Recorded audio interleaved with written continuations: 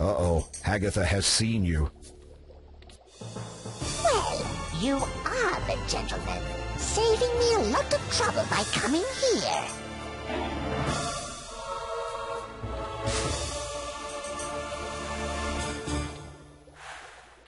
You wandered into the witch's lair, and where you stood gave not a care. She soon saw you, a smile she gave. Your flesh, your blood, your bones she craved. Well, shoot, I seem to have saved at a point right before she spots you. Probably because I was just standing there while she was chanting and not actually, using my time wisely. But hello everybody, and welcome back to Let's Play King's Quest 2, and let's go back. Okay, let's put that up here. Last time, we got a task to get this poor little mockingbird back from the witch who wants to use it for a spell. Number 2, we'll get a magic lamp, and she can't really see us in this dark cave. So let's, let me save at a point where I could actually do stuff. And let's, push her in. That's what we did last time. It feels far from anything resembling fine. It is too heavy to move. It is too hot to pick up. And as for taking a bath... Guess not. Let's take a look around. This is the ugliest old lady you have ever seen. She has warts all over her face and matted gray hair. She clasps her stick with claw-like hands. The iron cauldron is bubbling with a nasty-smelling brew. A hot fire burns underneath. It is a crystal ball, fairly standard equipment for those of the magical persuasion. Large, heavy logs have been piled near the workbench. Obviously, they are used to fuel the insatiable fire. A glass dome, semi-spherical in shape, sits on the table. It reminds you of a shakeable snow dome toy that you once owned as a child. The skulls probably belong to unfortunate travelers who fell into Hagatha's clutches. Apparently, she is not a vegetarian. I guess so. A gilded cage sits to one side of the cave. A beautiful nightingale flits nervously inside. The cage is locked and chained securely to the wall. A simple but elegant black cloak hangs on a stand. Maybe we can negotiate with her. Seeking a dialogue with this individual might drastically shorten your lifespan. I guess so. Okay, let's A simple... Oh yeah. What It feels far from any... You need to get close. Being as quiet as a mouse, you slide your hand inside the cloak to discover a deep pocket. Amongst sticky and disgusting spell ingredients, you find a tiny silver key and a peculiar golden ring-shaped device. Let's check those out. This odd circular device intrigues you. It depicts several different symbols around its outer rim. The sun, a mountain range, a drop of water, and a cloud. Interesting. The key would fit a small lock. The golden object is very light and seems to be made of pure gold. The symbols that adorn it appear to have been chiseled in with incredible skill.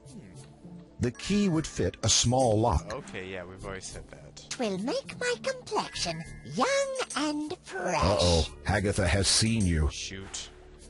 Okay, let's try that again. Go over here, there we go.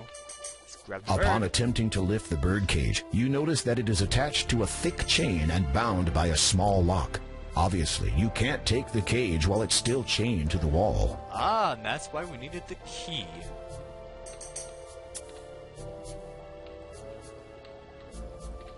You slide the silver key into the lock. It fits. You turn it silently, and the chain falls to the ground. Okay, so far so good. Now, before we actually grab the bird, if we grab it, it will make noise. We don't want that. It is a large sheet of slightly unhygienic, yet still potentially usable cloth. Yeah, I remember what that guy did with it. You'd really prefer not to inspect the unhygienic cloth in closer detail. Well, this is kind of ripping off from the first Quest for Glory, but we have to cover the birdcage. You silently drop the cloth over the cage. The fluid of blood. Without making a sound, you take the nightingale into your possession. It's a really good thing she is, like, very blind in this dark cave. Let me save again. And, let's get out of here. Will make my complexion young and fresh. Ouch. Awesome. And let's get our gem back, because we don't want to keep that in there. You strike the skull with all your strength, and it shatters easily. The birth gem clatters to the ground, along with a multitude of bone fragments. And the bat is back, so yeah, we can't go back in there. You reacquire the birth gem. Sweet. And let's get out of here. Okay, so now we want to actually head back to town. Let's take a look at the bird we just got. The cage still has a cloth draped over it. Let's You remove the cloth from the cage. there we go. Looking at the bottom of the cage, you find that a letter has become stuck to it. You peel it off. Is it from the witch? The paper is slightly crumpled and dirty, having somehow become stuck to the bottom of a bird cage. Let's read it. You read the letter. My dear sister, it has been a while since my last letter to you, and quite an age since we last spoke. Such are the busy lives we lead. I know of your preoccupation with eliminating your competition, and wish you well in that ongoing endeavor. As for my part, the servant I have owned for the past 17 years is soon to come of age. It will almost be a shame to kill this one, for he is quite adept at his chores. But the tradition must be observed at all times. I shall require a replacement in the not-too-distant future. Perhaps I should think up a new name for my next slave, though it is that much easier when I only need to remember one. I've asked the father to notify me at once should he hear of any likely candidates. Speaking of which, though it is in no way my place to question the will of the father, for surely he has the best interest of all his followers at heart, does he not spend so much time locating that item of legend which he has been seeking for almost a millennium? While he is not to be second-guessed, I do wonder, is he so assured of its existence that he is willing to turn his attention away from his flock for so long a time? As for our remote brother, he seems increasingly interested in the ladies these days. I believe he has his eye on a royal couple who are expected to conceive a girl within the year, or so the signs say. I must confess, if he's prepared to wait so many long years for the child's maturation before abducting her, then he has far more patience than I. I await your reply, dear sister, and hope that the letter finds you well. If you have the chance to speak with the father, perhaps you will inquire of his commitment to the item he seeks. I would advise the utmost discretion. Naturally, your loyal and by far the better sibling, M. That's pretty awesome. This is pretty much directly referencing King's Quest III for the most part. I'll just tell you, M stands for Mananan. I won't tell you any more than that. As for the brother that he talks about, increased interest in the ladies, well, that's talking about something that happens in King's Quest V that we see, and is expounded upon more in King's Quest VI. Interesting stuff indeed. Very, very, very interesting. I love the detail. The letter puzzles you, but you put it away and continue your quest. Haha. So awesome. Alright, well, let's check on the birdie. As you look at the bird, it begins to sing merrily. Aww. You poke the bird. It responds by pecking your finger. Whoa, Graham, that wasn't very nice. You should not do that to birdies. Anyway. Let's head back to town and give the nightingale to the sweet old lady.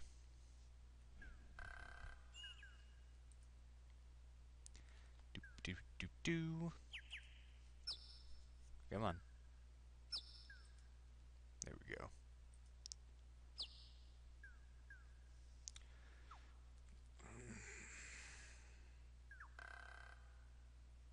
Hurry up, hurry up, hurry up, hurry up. Go, go, go, go, go. My goodness. I don't know why they put that there. What is the point of that? Is that a loading time or something? I don't know. Well, we're back in town. Everything's all dandy now.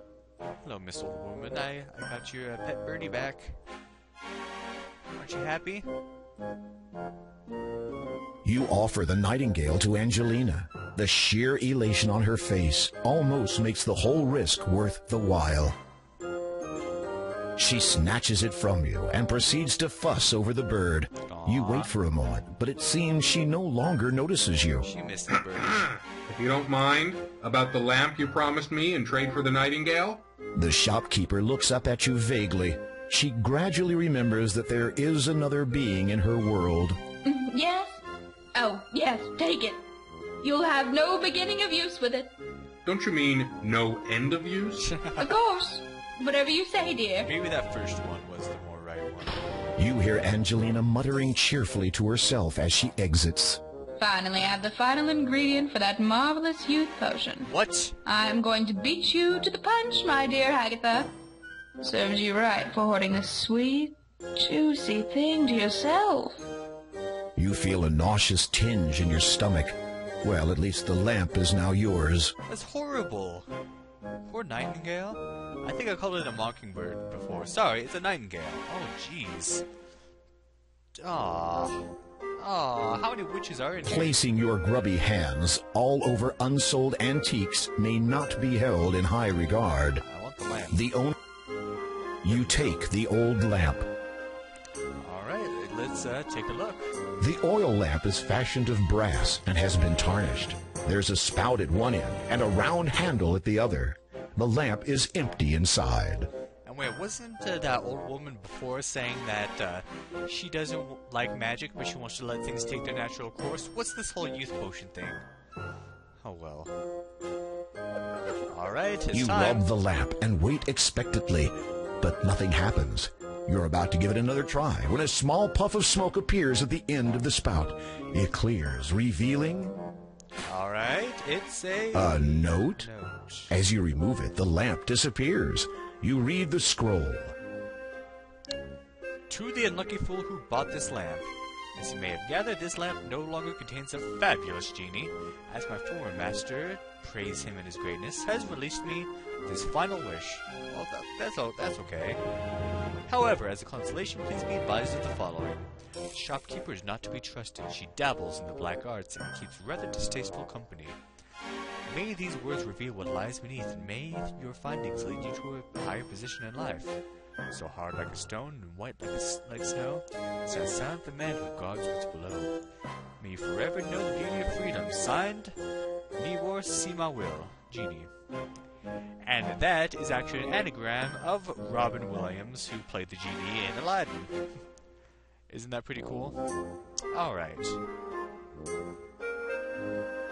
Excuse me. Lady. You heard Angelina lock the door after she went through it. Well, it was talking about a silent guardian, white as snow, which was keeping something guarded. Of course, that's what guardians do. What about... Upon closer examination, you discover that the statue hides a small latch. You flip the latch and watch in amazement as a trap door opens up from the floor. Mysterious. You close the trap door behind you. Let's take a look. A beam of light filters through from a crack in the floorboards above. There is a soft pile of down and dust. You see a letter on the desk. You read the letter sitting on the desk. Okay, again. Angelina, once again I have put you an invitation to join our illustrious community. Unsurprisingly, you have heard of its reputation through other channels. I personally encourage you to give it serious thought. We are not only interested in new membership in the mages of this world. This invitation goes out to all who believe that, when the appointed time comes, one of the faithful will be rewarded. The rest of those poor, unenlightened fools will perish. All that is asked in return is a complete allegiance to the Father. Again, we hear about the Father. Who is that? He has guided us from the beginning, and his power is far older than most. I know that you are hesitant due to concerns regarding the dress code.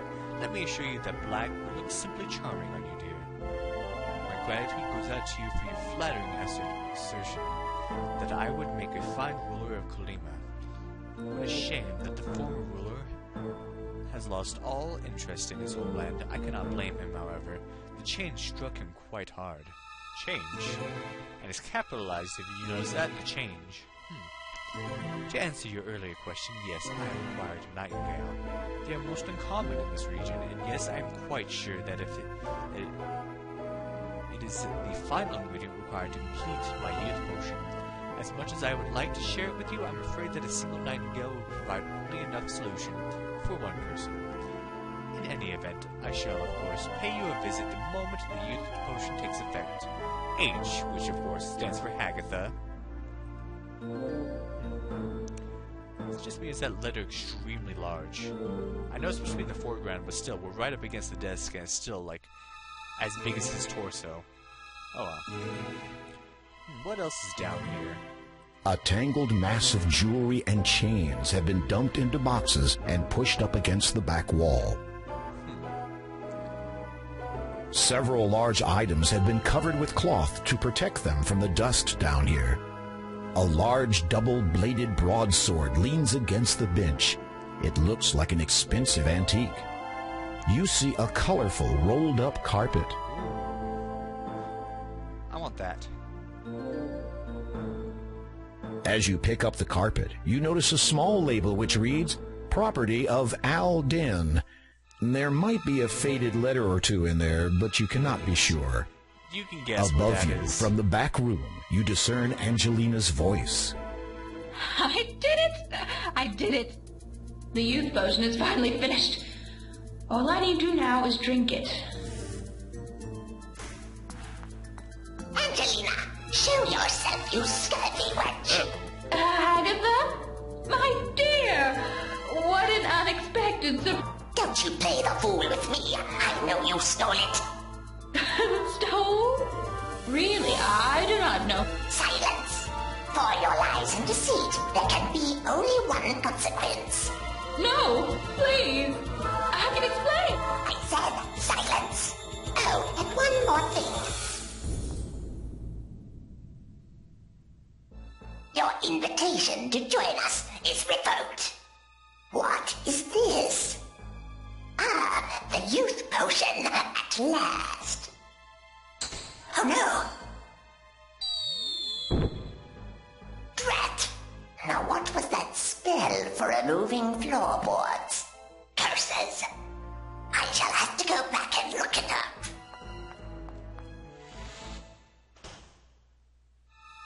Well then, that was, huh.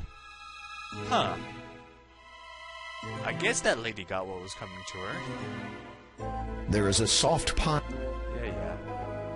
And what landed there? You fish around in the pile of down and successfully retrieve the youth potion. But it looks like the old pawn shop lady got what was coming to her. You think that this vial contains the potion of youth. The magic carpet is a beautifully woven Persian rug with a colorful fringe on the ends. Well, we can go now. I guess that witch is gone and... Cautiously, you open the trapdoor ever so slightly and peer into the room above. Hagatha is nowhere to be seen. You make your exit from the basement. Do we not see what happened to that, old lady? The door is open. You have no desire to go back there. Ooh. Wonder what happened. Too bad we don't get to see. Creepy. You close the trapdoor again before you leave. Oh, okay. I guess that's, useful. Nah, I'm going to save right now. I want to try that youth potion out. Can we? The vial has a cork at one end to keep the contents from spilling. You decide not to remove it at this time. Oh, never mind. We use The carpet is woven of the finest fabric. Guess not. Oh well, I guess... Well, then I'll just end it now. So that was a pretty interesting episode. We actually got some details about, the next game in the series, about the overall story of the trilogy of the first three remade King's Quests. as well as a bit of exposition on King's Quest further down the line. Very awesome, I think. But will we be able to make it to that air gem? Perhaps that magic carpet will help us attain new heights. Well, you just got to find these things out next time on Let's Play King's Quest 2. Thank you for watching, and have a good day.